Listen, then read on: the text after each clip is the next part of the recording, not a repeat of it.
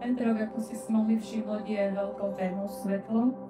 Týmto svetelkom by som chcela všetkým našim Trnavčanom, aj tým, ktorí dnes prišli na toto krásne otvorenie a zasvedcovanie stromčeka, dopriať, aby svetlo bolo symbolom krásy, úsmevu, radosti a pokoja, ktorý dostanú do našich rodín, ale aj najmä vzťahov.